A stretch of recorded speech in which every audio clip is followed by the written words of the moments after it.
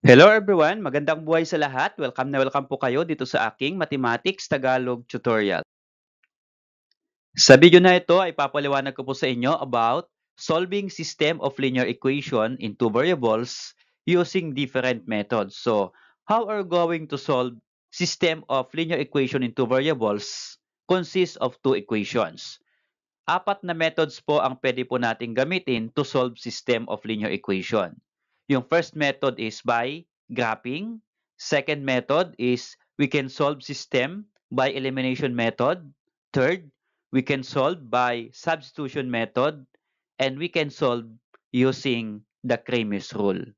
Now, medyo mahaba po yung discussion sa bawat method at magpipresent po ako ng different examples. Kaya, hinati-hati ko po yung discussion ko. For part 1, graphing. Yung part 2 video is elimination method. Part 3 video, substitution method. And part 4 video, Cramer's rule.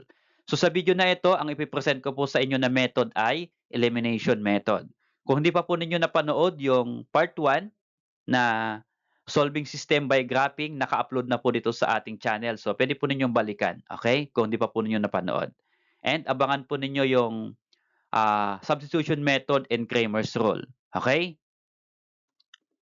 To start the lesson, let us try this preliminary activity. Give the answer on the following problems. So, we have 1, 2, 3, 4 problems or questions that we are going to answer. Ito po ay makakatulong sa atin to understand on how to solve system by elimination method. Okay? Para mas mabilis po nating maintindihan paano ba mag-solve ng system by using elimination method. Okay? So for number 1, for the first question, 2 plus negative 2, the answer is equal to? Okay, 0 po yan. Okay. How 0? If you're going to add a number by its additive inverse, then that is equal to 0. So 2, its additive inverse is negative 2, or the other term of additive inverse ay opposite. So the opposite of 2 is negative 2, then if you're going to add, that is equal to 0. How about this one? Negative 5 plus 5. Okay, pareho pong 5. 1 is positive and 1 is negative, then that is equal to 0. Another one, 3y plus negative 3y. So the same term, 3y, but one is negative, the other one is positive. If you're going to add, then that is equal to 0 also. And last one, negative x plus x. Okay, the same variable. One is positive, one is negative, then that is equal to 0. Okay, so gagamitin po ba natin ito in solving system of linear equation? Yes, ma-encounter po natin ito in solving system of linear equation. Okay, so let's have an example. Direction. Find the solution of the system by elimination method. Okay, for number 1 example. These are the two equations. X plus 3y is equal to 10 and 2x plus y is equal to 5. So, isosolve natin yung value ng x and y by using elimination method. So, paano po gamitin ang elimination method? Ganito lang po yon. Mamili po kayo kung anong gusto ninyong eliminate. Is it variable x or variable y ang gusto po ninyong eliminate? So, sa video na ito, ang eliminate ko po dito ay variable x. So, eliminate x, then solve for the value of y. Okay, paano po eliminate yung variable x? So, ganito lang po yun. Ibaba ko yung dalawang given na equations. Variable x po yung eliminate natin. Then, we're going to multiply numbers sa first equation at second equation. So, ano po yung number na i-multiply natin? Ganito lang po yun. Ano yung numerical coefficient ng x dito sa first equation? So, wala pong naka-indicate. Understood na ito po ay 1. Okay? Then, itong 1 na numerical coefficient ng x dito sa first equation ay i-multiply natin dito sa second equation. Okay? Sa baba. At ito naman pong 2 na numerical coefficient ng x dito sa second equation, i-multiply naman po natin dito sa first equation. So, ganito po yun. Okay? So, 2 ang i-multiply natin sa first equation kasi yung 2 numerical coefficient ng x sa second equation.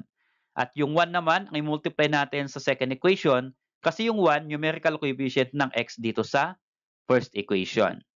And then next, after po natin ma-determine yung numerical coefficient, ay tignan natin kung ano yung sign. So yung sign ng x at 2x dito sa ating equation ay pareho pong positive. So kung parehong positive po yan, dapat ang i-multiply natin, isa sa kanila ay negative. Okay? So pwede pong negative 2 o kaya pwede pong negative 1. Basta't isa lang po yung magiging negative. So here sa ating discussion, ang gagawin kong negative po ay itong 1, kaya negative 1. And then after that, magmumultiply na po tayo using distributive property step by step. So unahin po natin yung first term, multiply x times 2 here. Okay, ganito po, lagyan ko po ng sign. Yan. So x times 2, then yung product lagay po natin dito. Okay, so magiging 2x. Again, x times 2 is 2x. Next, multiply ulit natin yung second term, 3y. Again, sa 2 ulit sa labas. So what is 3y times 2? So 3 times 2 is 6 and then your variable y, so 6y. So magiging positive 6y, kaya yan po ay plus 6y. And then equal to 10 times 2. Okay, this one.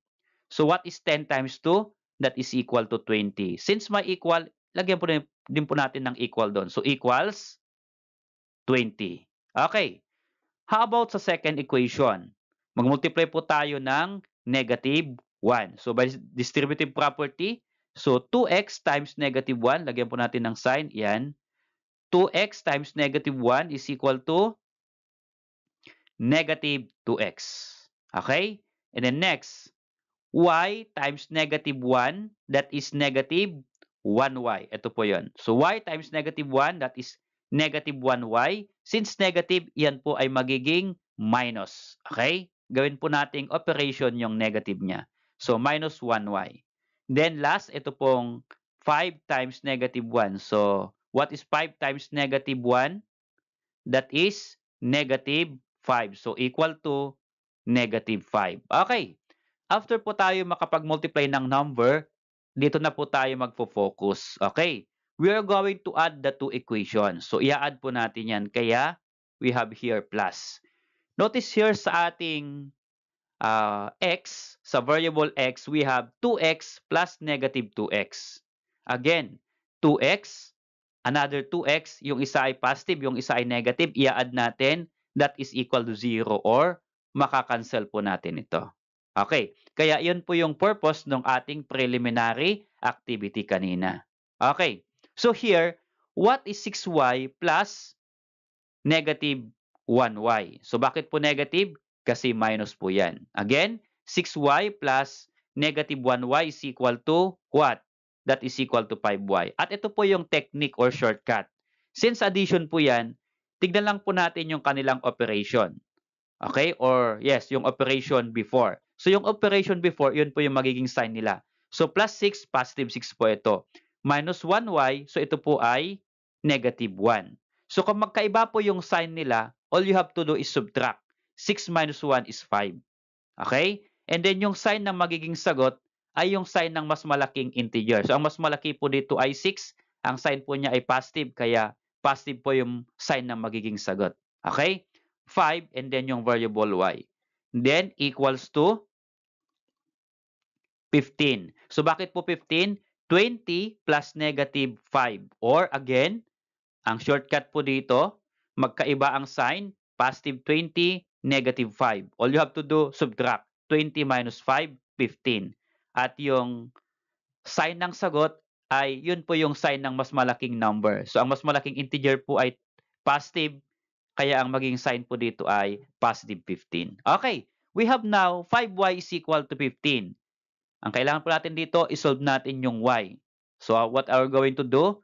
To remove y, to remove 5 rather, divide 5 to both equations. Kung ano yung numerical coefficient ng y, ay yun po yung ating i-divide. At kung ano yung divide natin dito, sa left ng equal sign, i-divide din natin sa right ng equal sign. So we can cancel 5. Then ang matitira po dito ay y is equal to 15 divided by 5 is 3. So y is equal to 3. Then that is the value of y. Okay? Now, we are going to solve for the value of x. To solve for the value of x, then we're going to choose one equation. So dalawa po yung ating equation. X plus 3y is equal to 10. and 2x plus y is equal to 5. So mamili tayo ng isang equation na gagamitin natin to solve for x. Okay, ang gagamitin ko po dyan ay equation 1. Ito po yun, x plus 3y is equal to 10. Ano pong gagawin natin sa equation? Since na-solve na po natin yung value ng y, which is equal to 3, then isa-substitute po natin yung value ng y dito sa ating equation and then solve for x. Okay, so x plus 3y is equal to 10. Ito po yung y. So, yung y, isubstitute natin yung value niya dito na 3. So, this will become x, copy, and then plus, and then 3. Then, the value of y is 3, kaya times 3. So, 3y means 3 times y, kaya ito po ay 3 times the value of y is 3. Then, copy equal to 10. And then, simplify this one. What is 3 times 3? That is equal to 9. So, x, copy, plus 9, then equal to 10. So, here, we're going to solve for x. Dapat yung x ay may iwan sa isang side ng equation. So, ito pong 9 ay imumove natin sa right side ng equation. Okay? So, this will become x is equal to, copy 10. Itong y po ay move natin sa right side. So, from plus 9, change the sign, negative 9. So, what is 10 minus 9? That is equal to 1. Okay. So, the value of x is equal to 1. Okay, na-solve na natin. The value of x equal to 1 and the value of y is equal to 3. Now, what is the solution of the system? So, ang solution of the system, we can write that using ordered pair. Okay, so ang ordered pair po ng solution natin ay 1, 3. Ito po yung ating given or calculated value of x and y. Be sure, kapag naglalagay po tayo ng number sa ordered pair na solution, yung first number ay value ng x, so 1, and second number sa ordered pair ay value ng y, that is equal to 3. Okay? Kaya, huwag po ninyong mapagbabaliktad sa ating ordered pair. Hindi po pwedeng 3, 1 yan. Dapat ay 1, 3. Kasi yung 1 is x, 3 is y. Okay? And then, to answer the question, thus the solution of the system is 1, 3. The graph is intersecting lines. So kung meron po tayong nakuhang value na ganito, okay, sakto, and then ang graph po niyan ay intersecting lines. Okay? Okay, how about this number 2 example? We have x minus 2y is equal to 4 and x plus 3y is equal to 9. So yung given po natin is still written in standard form. Okay, so ano yung gusto nating eliminate? Is it variable x or variable y?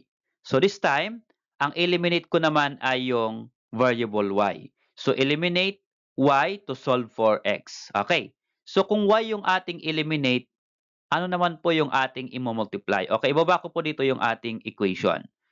Okay, so anong multiply natin sa first equation and second equation? Kung variable y ang gusto nating eliminate. Okay, so ito po yung ating variable y. Kunin po natin yung kanilang numerical coefficient. Okay? So ang numerical coefficient ng y dito ay 2. So yung 2 dito natin multiply sa second equation. At ito naman pong second equation natin, ang numerical coefficient ng y ay 3. Yung 3 ang multiply naman po natin sa first equation. Okay, ganito po yan. Okay? So, 2 sa first equation, i-multiply sa second equation. Okay, 3 ang numerical coefficient ng y. Sa second equation, i-multiply sa first equation. Okay, now, maglalagay pa po ba tayo ng negative dito sa 3 and 2? Kagaya po ng number 1? Hindi na po. Bakit? Kasi, itong 2y ay negative sa first equation at 3y ay positive sa second equation. So, isang plus, isang minus, kaya no need to indicate negative here. Ano po? Okay, mag-indicate lang po tayo ng negative kung pareho pong positive o kaya ay pareho pong negative. Kung magkaiba po yung operation or sign, no need to indicate negative number sa ating i-multiply. Okay, now we're going to multiply step by step. Okay? Distributive property, x times 3, that is equal to 3x. Okay, so x times 3 is 3x, and then second term, so let's become negative 2y times 3. Bakit po negative 2y? Kasi minus 2y po ito. So negative 2y times 3, 2 times 3 is 6, so that will become negative 6y. Okay, so 2 times 3, 6, and then negative po, kaya negative 6, and then yung variable y. Then equal to, last term natin ay 4 times 3 is 12. So equal to 12. Okay? So next po tayo, second equation. Multiply naman po natin to, x times 2. Okay? So let's become, what is x times 2? That is 2x.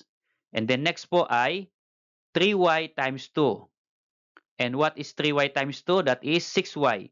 Since positive po sila pareho, then positive po siya, kaya yan po ay plus. Okay? Plus 6y. And then last, 9 times 2 is equal to 18. So equal to 18.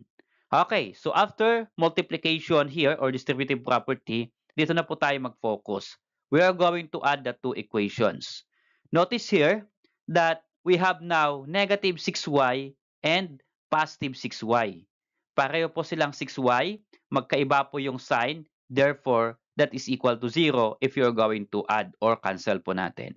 So, na-eliminate na po yung variable y. So, ang matitira po dito ay variable x. So, if you're going to add 3x plus 2x, that is equal to 5x. Equal to, eto po, pwede nating i-add 12 plus 18, that is equal to 30. So, we have now 5x is equal to 30. Since ang sinusolve natin ay variable x, i-remove natin yung 5. So, how to remove? Divide 5 to both sides of the equation. Okay? So, divide by 5, divide by 5. And then, we can cancel 5. So, ang matitira po dun ay x. So, x, then equal to 30 divided by 5 equal to 6. So, the value of x now is equal to 6. And we are now ready to solve for the value of y. Again, to solve for y, choose po tayo ng isang equation dito sa ating given. So, kahit saan po dito pwede lang. Okay? Pwedeng equation 1, pwedeng equation 2. So, ang pinili ko po for discussion ay equation 1. At ang equation 1 po ay x minus 2y equals 4. Okay, this one. So, we are going to substitute the value of x which is equal to 6 sa ating equation. Okay, ito po yung x. So, this will become 6, then copy, minus 2y equal to 4. Okay. So, what's next? We are going to solve for y. Itong 6 po na ito ay move natin sa right side using addition property. Okay. So, this become, kapag ni-remove natin yung 6, dinala natin sa right side, ang matitira po dito ay minus 2y, kaya yan po ay negative 2y. Okay? Consider po natin yung operation as sign. So, minus 2y or negative 2y equal to 4. And then yung 6, since na-move dito, change the sign from positive 6, that will become negative 6, kaya minus 6 po yan. Okay? So, we are going to simplify this one. What is 4 minus 6? That is equal to negative 2. So, just copy dito muna, negative 2y. Okay, so we have now negative 2y is equal to negative 2. Remove negative 2 by dividing negative 2 to both sides so that we can cancel negative 2. Okay? And then, ang matitira po dito ay y is equal to, what is negative 2 divided by negative 2? Again, if you're going to divide a number by itself, always equal to 1. Okay, so the value of y here is equal to 1. So we have now the value of x, 6, the value of y equal to 1. So, ready na po tayo para i-create yung kanyang solution. So, what is the solution of the system? The solution is 6, 1. Again, kapag ordered pair, ang first value ay variable x and the second value is for y. Okay, ang x po ay 6, ang y po ay 1, kaya ang solution po ay 6, 1. Okay, to answer in sentence, ito po siya. Thus, the solution of the system is 6, 1. The graph is intersecting lines. So again, kapag nakapag-compute po tayo ng value ng x and y, ibig sabihin, ang graph po niyan ay intersecting lines. At isa lang po yung kanyang solution. Okay? Okay, so let's have this number 3 example. We have y is equal to 2x plus 1 and y is equal to 2x minus 3. So here, notice yung ating pong given equation ay written in slope-intercept form. So okay lang po yan, basta't pareho po silang form. Okay, so we are going to solve this by elimination method. So mag-eliminate po tayo ng variable. So choose kung anong variable ang eliminate. pwede pong variable y, or pwede pong variable x. So, ang napili ko po dito na eliminate ay variable x. Okay? So, eliminate x, then solve for y. So, ito pong x, bilugan ko po yung x dyan. Okay, so paano po? Ibaba ko dito yung ating equation. So, again, we're going to multiply number to first equation and second equation. And then, x po ang eliminate natin, kaya tignan po natin yung numerical coefficient. So, pareho pong 2 ang numerical coefficient, kaya multiply po natin dito ay 2. Okay. So, 2, numerical coefficient ng first equation, multiply natin yung 2 sa second equation. And then still, 2 po ang numerical coefficient ng second equation na x, multiply po natin sa yung 2 sa first equation. Okay. So, pareho pong 2. Then next, we are going to multiply by distributive property. And before that, notice pala dito na parehong positive 2x ito. Okay, so ibig sabihin, yung i-multiply natin ay mag-indicate po tayo ng isang negative. Ano po? So, ang indicate ko po ay negative 2 ang i-multiply natin sa second equation. Okay, so actually, pwede pong yung first equation na ang multiply ay negative 2. So, ang napili ko po ay itong second equation na pag multiplyan ng negative 2. And then, multiply natin. So, by distributive property again, we have y times 2 that is equal to 2y. And then next, equal to 2x times 2. So, equal, what is 2x times 2? 2 times 2 is 4 and then yung x kaya 4x. So, equal to 4x. So, maglagay din po tayo ng equal kasi may equal dito. Maglagay din po tayo ng equal dyan. Okay?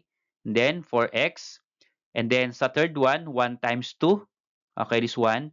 What is 1 times 2? That is equal to 2. Okay, so plus 2. Then next po sa second equation, y times negative 2 is negative 2y. Okay? Then, 2x times next ay 2x times negative 2. So what is 2x times negative 2? That is equal to negative 4x. So, 2 times negative 2 is negative 4 and then yung x kaya negative 4x. So, again, may equal sign dito kaya maglagay din po tayo ng equal sign doon. And then, last, sa third term, we have negative 3 times negative 2. So, i-consider po natin ulit na itong minus ay sign po ng susunod na number. Okay? So, negative 3 times negative 2 is positive 6. So, this will become plus 6 kasi positive 6. Okay? So, after multiplication, dito na po tayo magpo-focus. Okay?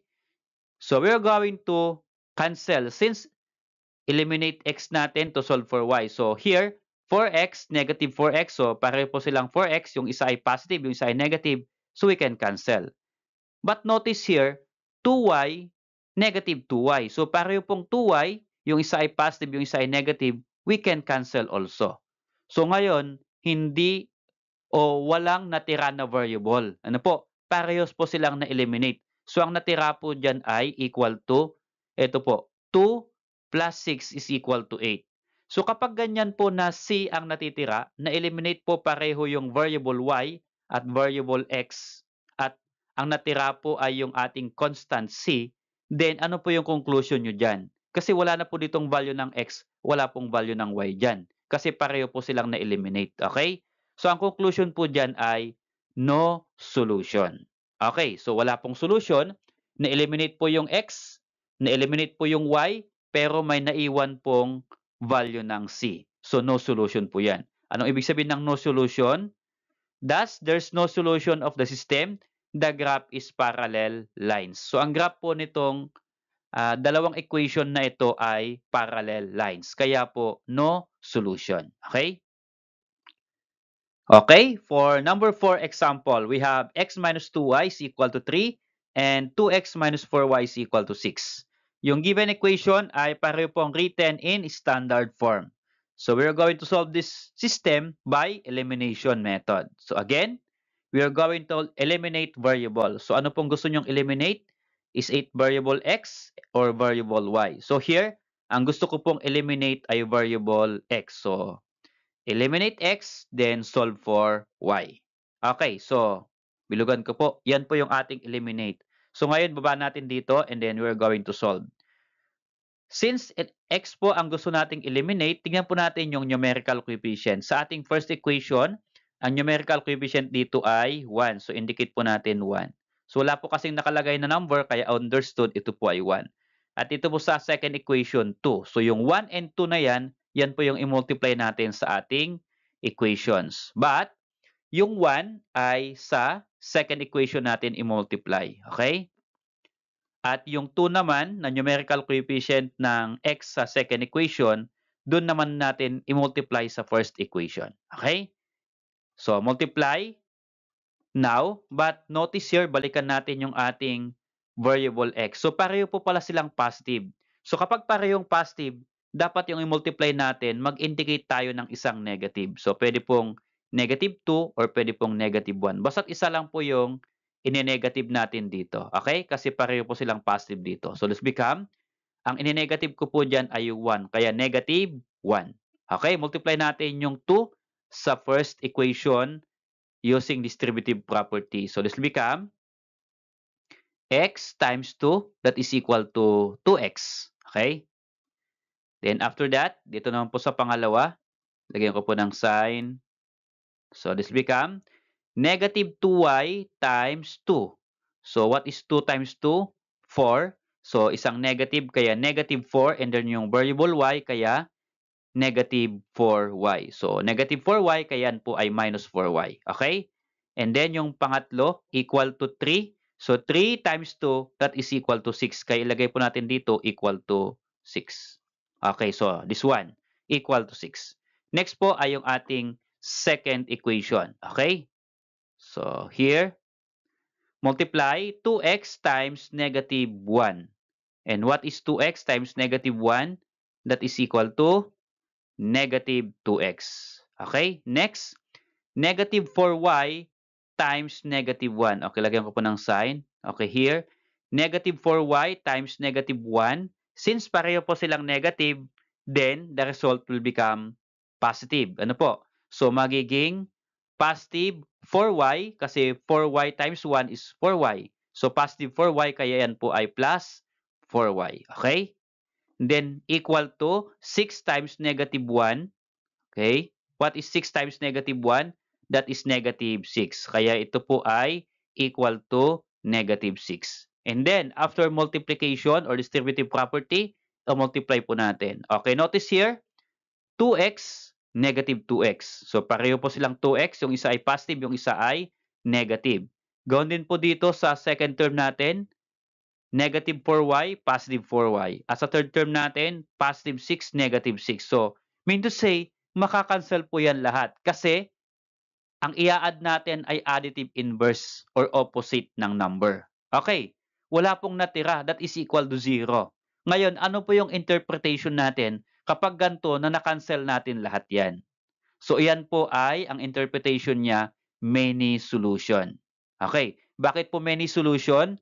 Ang graph po niyang dalawang equation na yan ay coincident lines or overlapping lines. So magkapatong po yung lines kaya many solution, kaya na-cancel po lahat yan. Ibig sabihin, pareho po yung ating equation. Okay? So to answer, thus the system has many solutions. The graph is coincident lines. Okay? To end up the discussion, let us try this activity. Find the solution of the system by elimination method. So we have 2x minus 3y is equal to 6 and x plus 3y is equal to 9. So try nyo pong sagutan by using elimination method at kapag meron na po kayong solution or the value of x and y na na-compute, baka pwede naman pong pa-share sa amin by just typing your answer in the comment section below. Salamat sa panonood mga anak. I hope that you learn how to solve system of linear equation by elimination method. So see you on my next discussion about solving equation or solving system by substitution method.